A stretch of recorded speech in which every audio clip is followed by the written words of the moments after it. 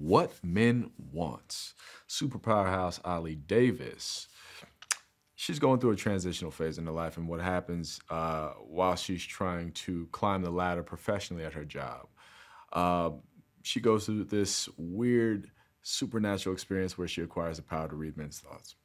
She tries to use this to actually get ahead professionally, and she starts making a little headway. You know, but then she realizes where it hits her personally.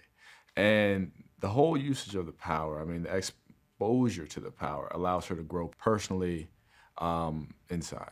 And it takes her on a wild adventure the entire time. And we just get to sit back, hop in the ride, and, enjoy.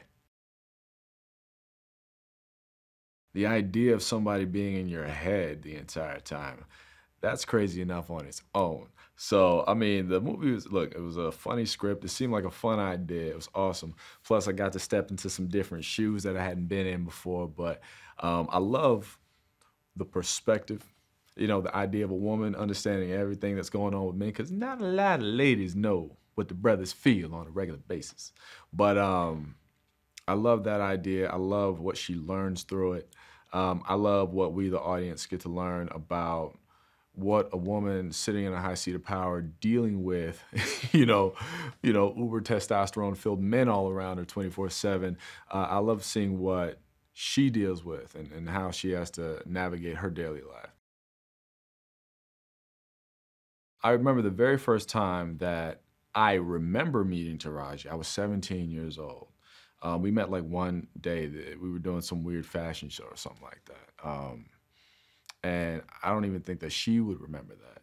But then, of course, through the industry, you kind of bounce around, you see people every now and then we linked up again on the set of Hidden Figures, which was fantastic because, we did that. We had a fantastic experience with the effect of that movie and what it did and, understanding true responsibility as an artist, because people, they're moved by these projects. So, now to team up on something like this, it's awesome in so many different ways because they get to see her in a completely new space of comedy, which a lot of people aren't really used to, but, the girl got chops. They get to see that refreshing side. I'm glad that we get to work together in a capacity that's a little bit more one-on-one, And also, crazy fact, we both realized, I don't know if she want me to tell you how it is, but we both realized that we were both extras on the set of Malcolm X back in the day. Good old Will. My man Will. Simple brother. He's a bartender. So now he's a single father of a little 5-year-old boy, and just trying to make it through life, raising his son well, still do what he has to do. And, when he meets Ali, I feel like they were not anticipating building a relationship when they met. They just wanted to have a little fun.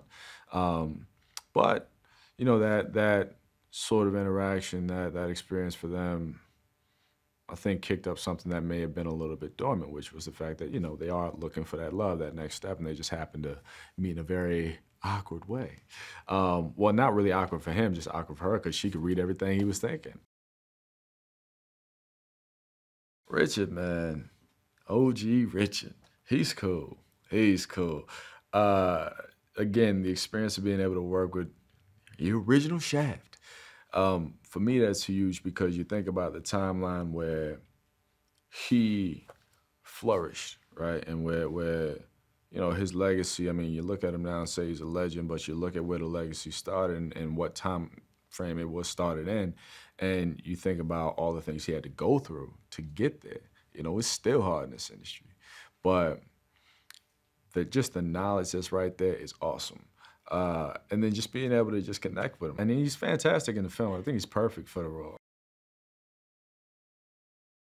Tracy is funny because, I mean, our brother just comes to set, bringing his energy. And, it's weird because, there's a freedom that Tracy and Taraji both carry in who they are at their job. And it's something I just sit back and kind of learn from because I'm trying to, in growth, you're always trying to figure out, okay, can I just be me? And they are authentically who they are, And that's work. That's what works. That's why they are where they are in their careers. So I just sit back. I get to enjoy that. You know, I mean, Tracy will run up in the makeup trailer, hair trailer with his boombox blasting. We were in there jamming today, getting it. You know what I mean? And that's just what it is. You go to set, you have fun. It's a party. You know, this is work, but it's also like it's a playground. I feel confident in how he's telling the story, but you know, he just has a great sense of humor and a great energy that we kind of feed off of. And his commander set is awesome. And then he's always dancing. I mean, he has a dance background, used to be a choreographer, so anytime there's music, even when there's not music, the man is dancing. He's just dancing, dancing, dancing. But he's funny to watch. Like, you should just put a camera on him and follow him around set all day. He's hilarious. You know what, you're right. I'm gonna let you do you. You do you. You do your job, and I'm gonna shut up over here. This is actually my second go around with Will. First one was straight out of Compton, even though we didn't have as much interaction there. But it's cool to, you know, feel like, all right, two with Taraji, two with Will, you know, and James Lopez. You know what? You know, Will Power Packer. So I feel like he is he's definitely in the mix, but at the precipice of starting something new. Like he's an example for that next generation of producers trying to come up, understand how to play the game the right way, and they're cool guys.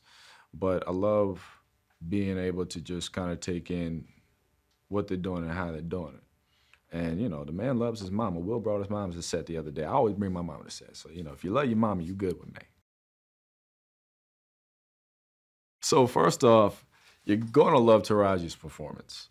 It is insane. She's hilarious and she is really in it. I mean, this is something very, very new.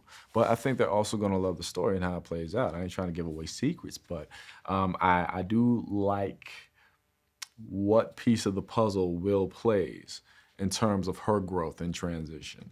I do like, you know, what pieces of the puzzle that her coworkers play in terms of her asserting her own value in the workplace.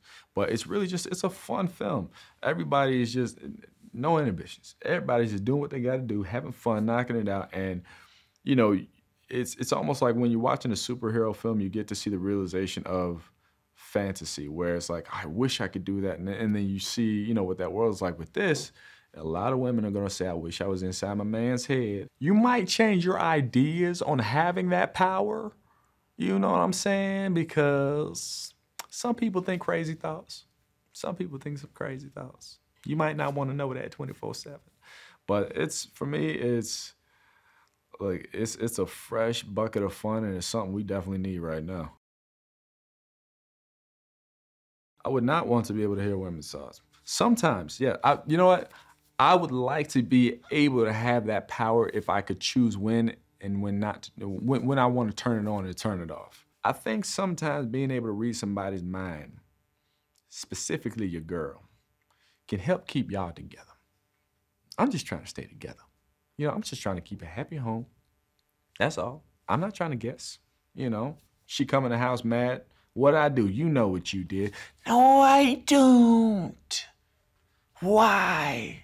Then you gotta call her mama, and then you gotta call her sister, and then her daddy, and figure out, what did you do? I'm not looking forward to that.